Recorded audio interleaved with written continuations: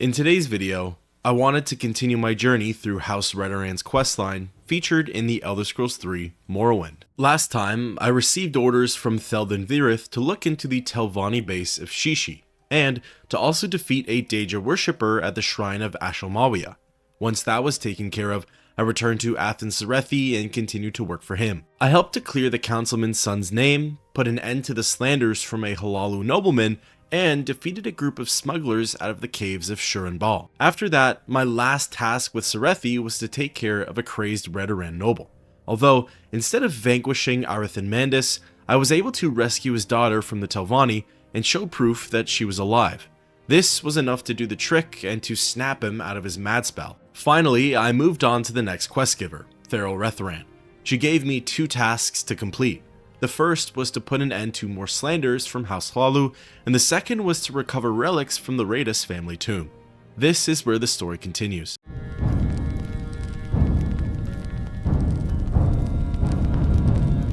Returning to Redoran, I asked her for my next set of duties. Farrell told me that a member of House Redoran, Rothis Nethan, has dishonored the faction. He no-showed for a duel against a member of House Hlalu. Farrell would like me to find Rothis and convince him to attend said duel. The steward shares that Rothis is likely hiding at the Flowers of Gold Corner Club. This establishment is in the wasteworks of the Redoran Canton. Exiting the plaza and running next door, I cased a couple of the rooms until I found said corner club. Descending to the lower level and shoving my nose in everyone's face, I located the Dunmer with Nethan's nameplate. Chatting with Rothis, he asked if I was here regarding the duel. Telling him yes, he posed an incredibly good question. Nethan said that he's no warrior, he's a scholar. Why should he risk his life in some ego-based duel to the death against the rivaling faction? If it were up to me, I probably would have left it at that, as it seems fair. Nethan's no warrior and his life is dedicated to study and research. Unfortunately, Feral Redoran probably wouldn't be as understanding, and the show must go on. So, charming Rothis and trying again, the Dunmer gave in and agreed to fight his battle. However, he does have one condition. Nethan needs standard health potions, 10 of them to be exact. With them, he feels as though that'll even the odds of the duel. Rothis suggests that I try buying them from Rels Gilvalo, a priest over in the Redoran Temple. The grounds for dueling in Morrowind have always sort of confused me. Can anyone be challenged to a duel for any reason? And if you just so happen to belong to some faction or house, is it dishonorable to decline the duel? If I were the best warrior that House Redoran had to offer, I'd probably just constantly challenge the other house's initiates and wipe out their lower ranking members. Surely there's some rule or etiquette in place, but maybe not. Maybe that's something that would actually fly. In any case, I located realms in the temple and purchased Rothis' potions for over 200 gold.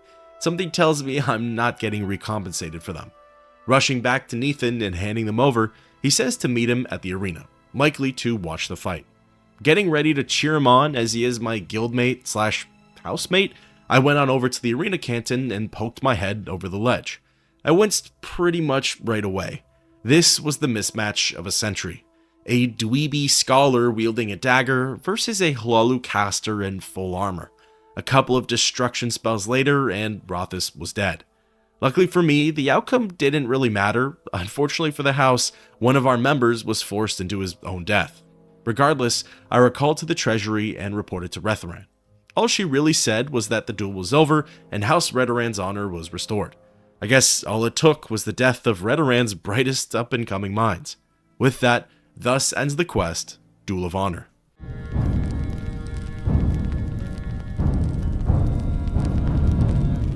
Speaking with the steward again, I asked her for some more work. Farrell tells me that one of the Dunmer strongholds, Phalismarian, has been taken over by Dagoth Tanis. Phalismarian is located northeast of Margon. Apparently, House Redoran had already sent a buoyant armiger to the stronghold, Irir Nervian. However, Irir hasn't been heard from since, so my jobs are to slay Dagoth Tanis and to confirm Nervian's status. If he's dead, I need to retrieve his ancestor ring so that it can be returned to his family.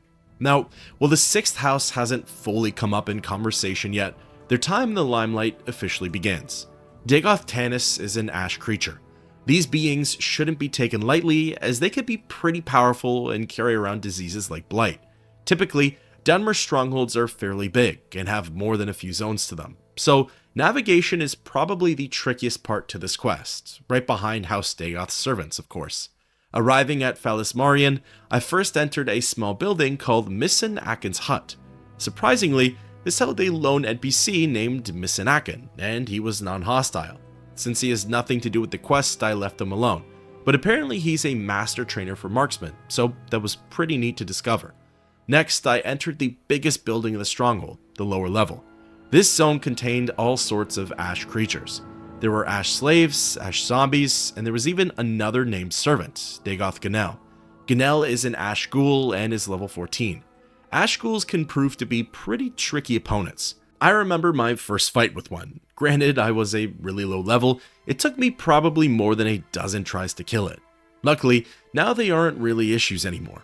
About a minute or two into my run, I wandered into one of Fedris' side rooms. Here, I stumbled onto the corpse of the buoyant armiger. Needless to say, Ira was not successful in his quest. Grabbing the Nervian ancestor ring, I put it into my inventory and continued on with my mission. If not for Feral or House Redoran, then at least I'd be doing it to avenge Nervian. Running a circuit around the lower level, battling through more Ash creatures and Dreamers, I finally located my target, Dagoth Tanis. Tanis is a level 20 Ascended Sleeper. The Sleepers are pretty freaky looking. They also have a decent amount of health and access to a whole arsenal of spells. Depending on if you get caught up in set attacks, the Sleepers could be a real problem. I've always found it easier to close out the distance and force their hands at melee combat. They're much easier to handle that way. Once Tanis was defeated, I killed its Dreamer bodyguards and began looting the place. As expected, the treasures were abundant. Scrolls, potions, gold, weapons, you name it. However, something even more curious was the altar at the chamber's center. Here, there were dozens of Ash statues, the very same ones that I found in Varver Serethi's room. While most of you probably knew to make the connection, as it's something you learn about in the main quest, that's the big kicker here. Varver Serethi was brainwashed by Dagoth and the 6th House. The ultimate goal is to create soldiers via bewitchment, and then to reconquer their homeland of Resdain, or Morrowind. While it's not the last we'll see of the 6th House, House Dagoth isn't really the main focal point for the Redoran questline, so it's best not to get too attached to their presence. Once wrapped up, I recalled to Vivek and reported back to Feral.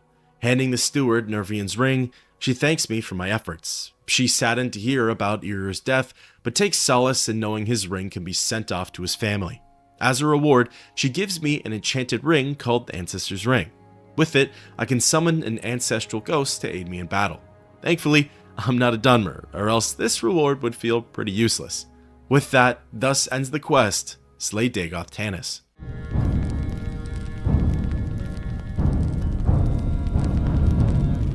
Chatting with Redoran again, I asked her for my next set of duties. This is where the steward tells me that in order to progress, I need to build and expand my own stronghold. This is something that I'm definitely building up to, but first, there are other simpler quests that need completing. Thinking about my time through House Redoran, the priest Loros Serrano comes to mind. Through his dialogue prompts, it was clear that he had his own set of tasks for me. Plus, after coming off a quest related to the 6th House and seeing all of those Ash statues, his story arc feels pretty relevant. So, traveling to Aldrun and heading on into the temple, I sought out the priest and asked for work. Interestingly, I guess our previous task together was never truly completed. My job with Athen Serethi was, as his son was cured of the enchantment. However, Loros has been waiting for me to find out where Varver got the Ash statue from, and it didn't pop up as a new journal entry. So, making up for the lost time, I rushed to Scar and entered Serethi Manor. Going inside the guard quarters and entering Varver's room, I began chatting with the young noble. Asking about the Ash statue, Serethi says that he finally remembers how he got a hold of it. A man by the name of Galtas Govran handed it to Varver while he was at the Rat in the Pot. Exiting Scar and heading to the tavern, I located Govran in the lower levels. Speaking with Galtas, he asked what I wanted, and I brought up the Ash statue. This was enough to trigger something in the Dunmer. He seemed baffled at first, as he was likely unsure of how I learned about them. However, he quickly disregarded that thought and vowed to, quote, "take care of this right now." As the conversation ended, Govran pulled out his blade and began slashing. The Dunmer is placed at level 7, but his class is Pawnbroker, and he doesn't have much, shall we say, ferocity to him. A couple of swings with my sword and Galtus was down for the count. Looking at his inventory, the mirror had 3 ash statues on him, as well as some kind of note. Taking the note, it reads, "Here is another crate of statues. These are to be placed here in Aldrun. Place the statues quickly and wisely. Destroy this note. Do not disappoint me again. Signed, Hanurai." Thankfully, Galtus didn't do his job right, as now I have another lead. Returning to Loros, I shared my experience with him. Serrano connects the dots and thinks that Hanurai is one of the residents in town. Miss Aselenapal claims to be an outcast Ashlander, but I guess the jig is now up. She has a house in Aldrun, and Loros would like me to continue my investigation. Since he has no idea what I'll be up against, the priest gives me 4 quality restore health potions, 1 potion of cure blight, and 1 potion of cure common disease. Exiting the temple and searching around town, I finally came across Hanurai's house. Readying myself, I entered the residence and found the woman in question. For the time being, she was non-hostile, but that would quickly come to change. Speaking with her, I brought up the ash statues. Lo and behold, Setlanapal got triggered like Galtus and armed herself for a fight. Her dialogue makes it seem like she knows she's going down, so this is her last-ditch effort. Hanurai is placed at level 10, and her class is an agent. Honestly, the fight feels pretty similar to the one with Govrin. 2 non-fighters trying to take on the Nervarine. What could possibly go wrong, right? Once she was dead, I had a look around her home. Descending to the basement and unlocking the door down there, I uncovered her shrine to House Dagoth. It was pretty obvious, but now it's confirmed. Galtus and Hanurai were members of the 6th house. They were attempting to brainwash all of Aldrun in order to gain a greater hold over the city. Well, with the plan foiled, I recalled to Loros and shared the news with him. Apparently, Hanurai's death caused the ash statues to lose all of their influence. Aldrun is safe, for now. But Serrano thinks that we should stay vigilant, as you never know who's secretly working for House Dagoth. With that, thus ends the quest, Ash Statue.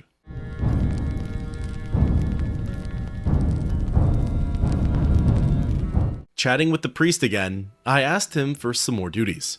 Loros tells me that one of his pilgrims has gone missing. Fedris Tharen was embarking on the Ruddy Man pilgrimage.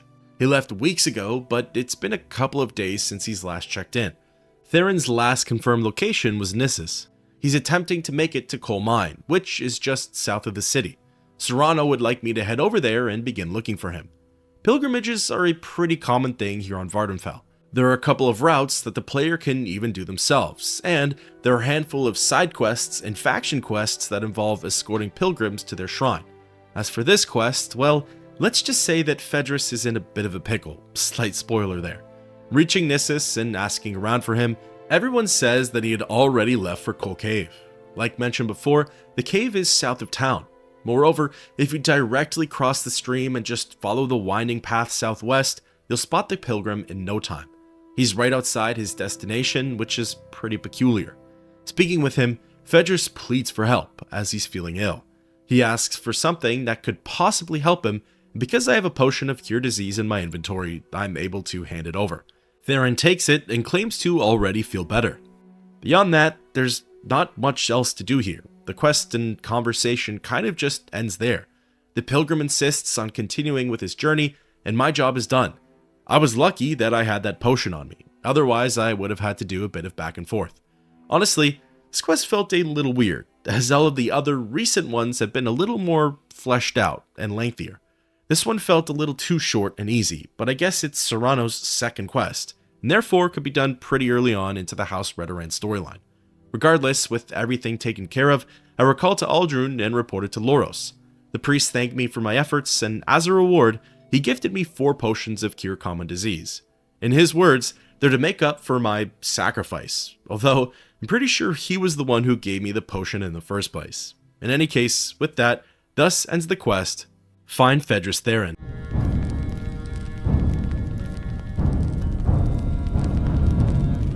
Chatting with Loros again, I asked him for some more work. This is where the priest informed me that yet another pilgrim has gone missing. Beden Giladren was en route from Aldrun to Margon. He hasn't been heard from since, and Serrano would like me to find him. In my opinion, this quest ends up being a lot more entertaining than the last one. There's a little more to it, and there are a couple of different outcomes. Traveling to Margon, I began asking around for Beden. one of the guards told me to check in with someone named Trellis Rendis over at the shrine. Rendis might know more about any missing pilgrims. Heading over there and seeking out the priest, I retried my luck with the inquiry. Trellis thinks on it and says that he might know of Beden's whereabouts. Not long ago, an Ashlander came by and demanded ransom for someone named Beden Giladren. This Beden is apparently a Redoran noble, which isn't what Giladren was at all. In any case, that's the best lead I have right now. Exiting the shrine and leaving Margon, I followed the road west until it began to wind south. Soon, I saw an Ashlander tent through the ash storm and knew that that was probably the one. There were 2 Ashlanders outside, but neither of them had any interesting or relevant dialogue. So, heading on inside, I was relieved to see an alive Beden Giladren standing with their leader. Quickly speaking with him, he said that he was fine, but he's being held by the Ashlanders until someone pays the ransom. Turning my attention towards the leader, Manet Shamabadas, he says that he doesn't recognize me and asks what I want. Inquiring about Beden, Manet says that this famous Redoran noble only gets released for 5,000 drakes. Trust me, I want to impress House Redoran pretty badly, but I don't want to spend 5,000 gold on this schmuck. From here, there are 3 options. One is to, of course, pay the really expensive fee. There's no recompensation for this though, and can be a huge financial hit. Another is to decline ransom and slay the Ashlanders. Technically, there's no penalty for this, so you just have to prepare to fight 2 level 7s and 1 level 14. However, the third option is where things get pretty fun, and in my opinion, everyone wins. The Nalvilie can actually question Beden's nobleman status. Hearing this, Manet gets confused and asks if I'm even familiar with Giladren. From here, I assure the leader that Beden is not famous. In response, Manet asks me to clarify this with the pilgrim. Speaking with Giladren, he confesses that he lied to the Ashlanders. He was worried that they'd kill him, so therefore, Beden told the outcasts that he's a very important figure with one of Vardenfell's most important houses. Relaying this to Manet, he calls Beden a liar and a coward, which of course he is. Fortunately, the leader is now willing to cut the pilgrim loose for only 5 septims. Paying this petty fee, I told Giladren that he was one lucky guy.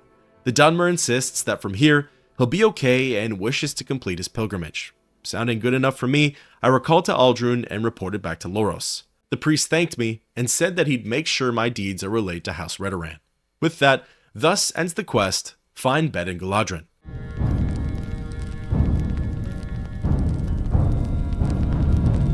Chatting again with Serrano, I asked him for some more duties. Loros tells me that a group of Redoran soldiers were sent to the Dunmer stronghold, Andasreth, in hopes of taking it over. However, the soldiers haven't reported in, and the priest fears the worst. He asks me to head to the stronghold then to find out what's happened to them. If they are indeed dead, Loros wants me to recover their house shields and return them to him. Serrano marks Andasreth on my map, and from here it's time to make my way over. All things considered, there are less objectives for this quest than there were for the previous stronghold-based mission. As of right now, there aren't necessarily any targets for me to hunt down. I'm just checking in on the status of the house's men-at-arms. Traveling to Narmok and pushing past Kartag Point, I immediately ran into Andasreth's welcome wagon. 3 archers started firing their arrows from the stronghold's rooftop. Obviously, this was an immediate threat, but their presence and numbers implied that the men-at-arms might not be so hot. Taking them out, I moved to the ground floor and entered the lower level. Andasreth was crawling with bandits. In total, there were 15 ruffians stationed here. Of those baddies, the lowest level was 6 and the highest level was 18. They're all dark elves and their classes ranged from archers, rogues, battle mages, agents, and thieves. Again, just by the sheer number of bandits, I prepared myself for the worst when it came to those Redoran soldiers. After clearing the upper level of Andasreth, the dungeon's second zone, I moved back to the lower level and continued my search. After doing so, it didn't take me very long to land on the Lost Warriors. Unlocking a nearby door, I wandered into a small side room and saw the dead bodies of 4 House Redoran guards. It appears as though they were killed and stuffed away in this room to hide any sort of evidence. I continued down the hallway for a bit longer and cleared out what might have been the last of the bandits. It was hard to tell though, as I wasn't really keeping count. Regardless, feeling like I upheld some kind of justice today, I recalled to Aldrun and reported to Loros. He was saddened to hear the news, but similar to the Armiger, He's at peace knowing that the soldiers' families get to have their loved one's shield. As a reward, the priest offers me a shield of my own. I don't really need it, but decided to take it anyway. The shield is just a basic Redoran banner shield, but it's the first bit of Redoran paraphernalia that I've acquired, so I'll take it. With that, thus ends the quest, recover shields from Andasreth.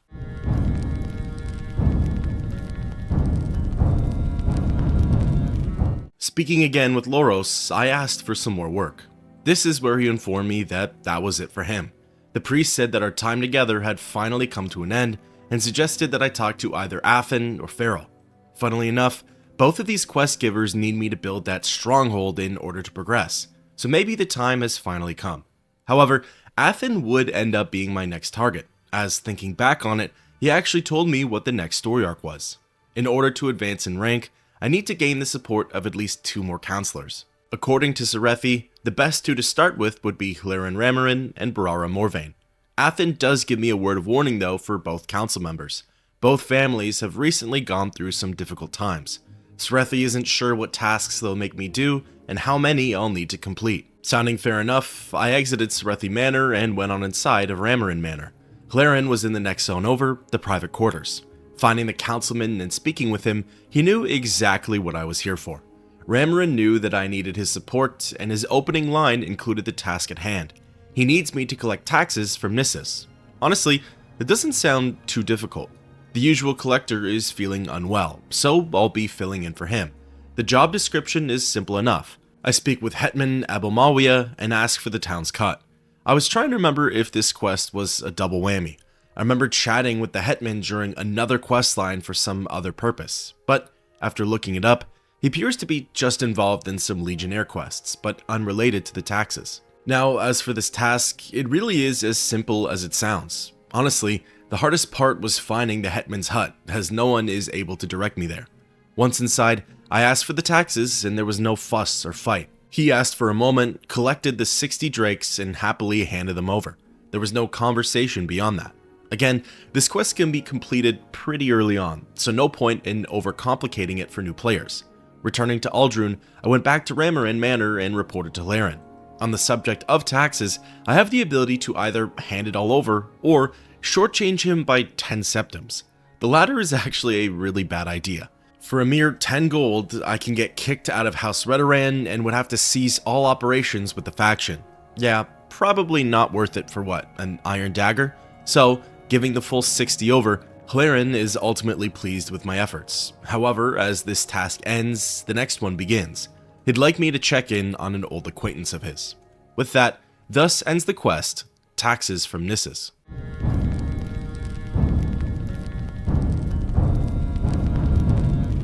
Resuming my conversation with Hlaren, I asked him about this old acquaintance. Apparently, Nalvilie Saren is someone he was involved with when he was younger. Hlaren wonders what became of her. He believes that her family has a manor in Vivek's Redoran Canton.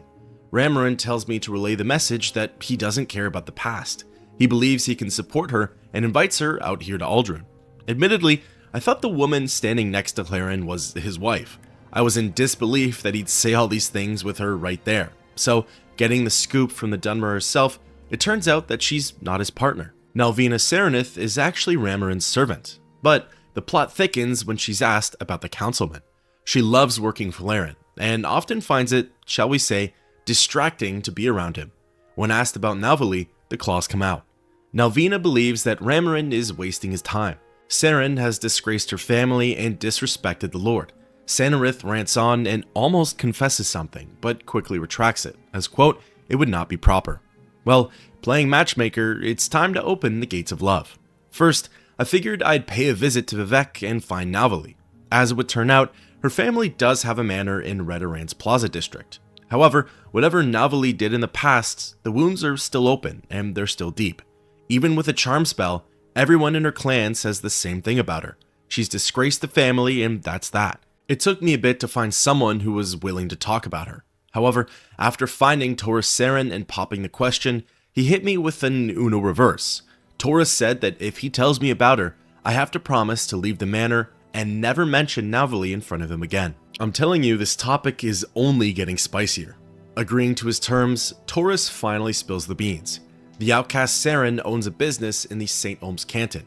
She could be found in the Southside Canals. Taurus ends the conversation by reiterating that she's disgraced herself and that she disgraces anyone whom she speaks with. Now, you might be asking yourself, what could Nalvilie possibly have done? I myself am wondering the same thing. Everyone dislikes her, even her own flesh and blood. Really, the only person that vies for her is Gnisis.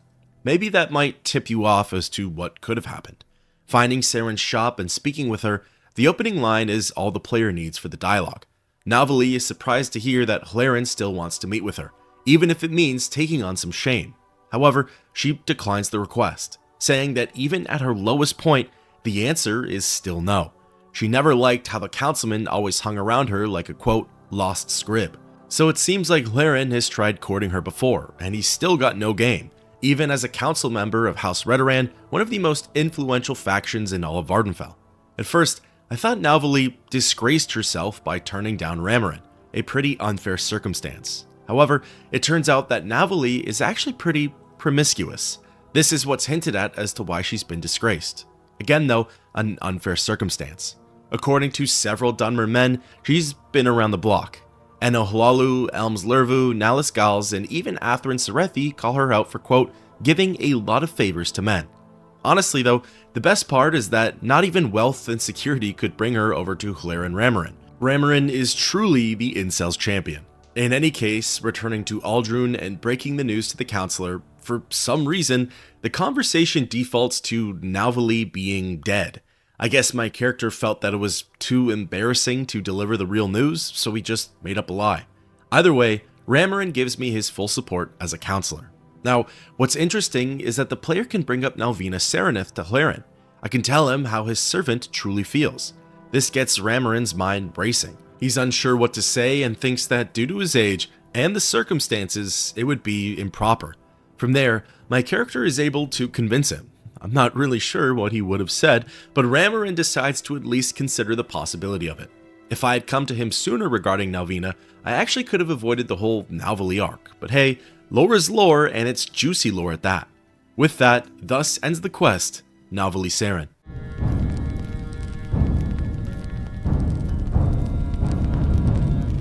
With Tharen giving me his full support as councilman, I moved on to my next mark. According to Athen, Brara Morvayn is the widow of Remus. All Sarethi says to accompany that is that Morvayn Manor has been overrun, but he doesn't say by whom or what. Brara currently resides in the council hall. Rushing over to the entrance and entering the hall portion, it was like Monsters Inc. in here.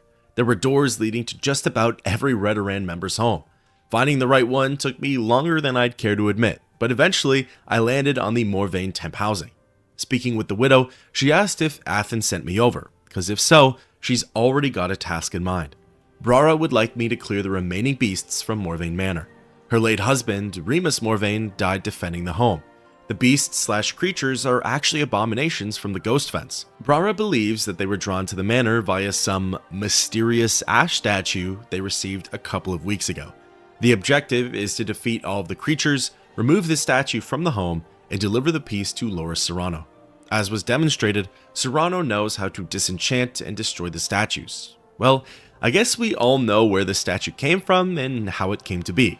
It's directly from the 6th house, and honestly, the Sarethis are downright lucky that they didn't suffer the same fate as the Morvayns. There's a little more protection in Scar than the outskirts of town, but still, things could have always been worse. Granted, the Sarethis had a just as troubling situation happen to their son, and someone else died for it. But from Athen's perspective, at least his family is still whole. In any case, back to the matter at hand, I entered Morvayn Manor and could instantly hear the deathly groans and snarls of the creatures. Unlocking the basement door and creeping down the stairs, I laid eyes on my targets and got to work. There were 3 corpus stalkers and 2 lame corpuses. These enemies are sort of like zombies, but even worse. They aren't dead, and in fact, can never die from natural causes. Corpus keeps its victims alive. They suffer from mutations, rotting skin, blisters, broken bones, just about every horrific deformity under the sun. They aren't tough opponents per se, but their ability to regen health mid-fight makes it so that you have to deal with them rather quickly. Once the corpus beasts were defeated, I paid my respects to Remus by searching his inventory and started to look around for the ash statue. The cursed, ugly piece was sitting on some crates in the upper level of the basement. Snagging it, I got out of the house ASAP and ran over to the temple. Chatting with Loros, I handed him the statue. He said for me to tell Brara that he'd destroy it, and more than likely, the monsters in her basement wouldn't return. Sounding good enough for me, I returned to the council hall and sought out the widow. Mistress Morvayn thanked me for all that I had done. She said that I'd earned her support on the council, and even though she doesn't have much left, she'd like for me to have her amulet. The Amulet of Mighty Blows is a necklace that fortifies strength for 5 to 20 points on self for 30 seconds. With that, thus ends the quest, Mission to Morvayn Manor. At this point, there are only a handful of quests left for the Redoran storyline. First things first, I need to gather more support from the other council members. I have a couple of ranks to go through still. Also, I need to build that pesky stronghold. It's been looming over my head for quite some time. There's also a whole other quest giver that I haven't really touched on yet. I'm excited to work with them and see what they have to offer. And finally, the tensions in House Redoran come to a boil, and change is definitely coming.